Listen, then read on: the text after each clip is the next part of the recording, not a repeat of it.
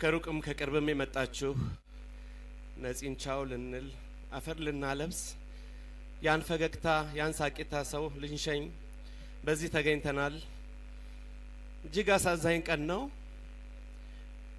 በዓልና ሀዘን ገጥመውብናል። ጥምቀትና ሀዘን ገጥመውብናል።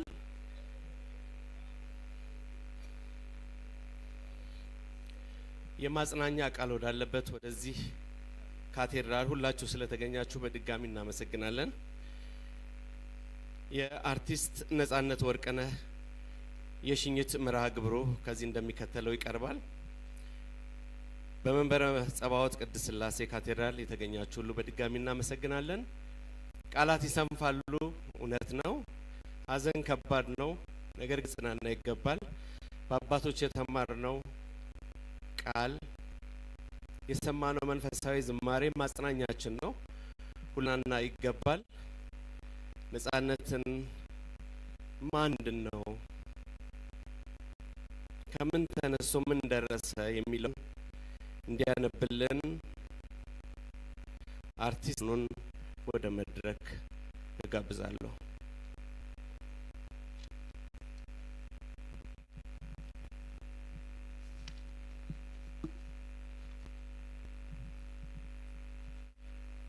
የአርቲስት ነጻነት ወርቅነህ አጭር የህይወት ታሪክ። ሁለገብ የኪነ ጥበብ ባለሙያ አርቲስት ነጻነት ወርቅነህ እምሩ የካቲት 10 1974 ዓመተ ምህረት ከአባቱ ከአቶ ወርቅነህ እምሩና ከእናቱ ከወይዘሮ ምናለሸዋ ይፍሩ በአዲስ አበባ ከተማ በፖሊስ ሆስፒታል ተወለደ። ለቤተሰቡ አራተኛ ልጅ የሆነው ነጻነት 5 ወንድሞችና 1 እህት በነበረው ቤተሰብ ውስጥ በኡራኤል ሰፈር አደገ። የአንደኛ ደረጃ ትምህርቱን በአስፋው ወሰን፣ የሁለተኛ ደረጃ ትምህርቱን ደግሞ በምስራቅ አጠቃላይ አጠናቋል። አርቲስት ነጻነት ወርቅነህ የ16 ዓመት ልጅ ሳለ ለጥበብ ፍቅር ያሳየ ነበር።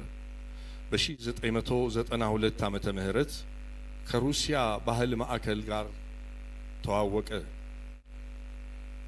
በፑሽኪን ቆይታውም በግጥሞች በወጎች መሃል የሚተላለፉ የተመልካችን ቀልብ የሚይዙ በርካታ ድራማዎችን ሰርቷል። ነጻነት በአንድ በኩል ፍሬሽማንን በፑሽኪን እያሳየ የመጨረሻ ኃጢአት የሚል በቀበሌ አዳራሽ ውስጥ የተሰራ ቲያትርን በማሳየት አቅሙን ለሕዝብ በይፋ አስመስክሯል። የነጻነት ኪነጥበባዊ አበርክቶች በቲያትር በፊልምና በሬዲዮ ድራማ የሚገለጹ ነበሩ። አርቲስት ነጻነት ወርቅነህ በይቅርታ ምሽት በማዘጋጃ ቲያትር ቤት ለመጀመሪያ ጊዜ በቲያትር ቤት ደረጃ የሰራው ሲሆን በመቀጠልም በብሔራዊ ቲያትር ካብ ለካብ የሚባል ቲያትር ላይ የትወና ብቃቱን አሳይቷል። የዳዊት እንዚራ፣ ፍሬሽማን፣ የጓሮ ጌታ፣ የብሩክታዊት ስጦታ የተባሉ ቲያትሮች የሰራ ሲሆን ፍሬሽማን የራሱ ድርሰትና በሕዝብ ዘንድ ከፍተኛ ተቀባይነት ያገኘበት ስራው ነበር። በኢትዮጵያ ቴሌቪዥንም ሲተላለፍ በነበረው ስንቅ ፕሮግራም ላይ በአዘጋጅነት እና በዳይሬክተርነት እንዲሁም በተዋናይነት ሰርቷል።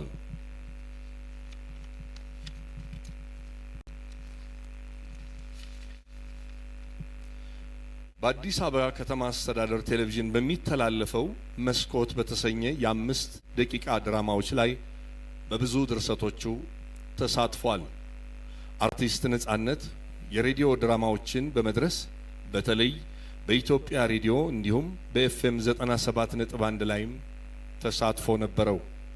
የአርቲስት ነጻነት የመጀመሪያ ፊልሙ የማይደረስበት የሚለው ሲሆን ከዛ በኋላ ኤፍቢአይ 1 2 እና 3፣ የአንቺው ሌባ 1 እና 2፣ ሚስተር ኤክስ፣ ባለቀለም ህልሞች፣ ስለማይዘነጋ ውለታ የተሰኙ ፊልሞችን የሰራ ሲሆን የኤፍቢአይ 1 2 እና 3 ፊልም ደራሲ ራሱ ሲሆን በባለቀለም ህልሞች ላይ በዳይሬክቲንግ እንዲሁም በሚስተር ኤክስ ፊልም ላይ በድርሰት ተሳትፏል። በህዝብ ዘንድ በባለቀለም ህልሞች፣ በአንቺው ሌባ እንዲሁም በኤፍቢአይ ፊልሞች የተለየ አድናቆትና ተወዳጅነትን ሊያገኝ ችሏል። የሁሉም ወዳጅ የሆነው አርቲስት ነጻነት ደራሲ፣ ተዋናይ፣ ዳይሬክተር ብቻ አልነበረም። እጅግ የተዋጣለት የቴሌቪዥን ፕሮግራም አቅራቢም ጭብር ነበር እንጂ።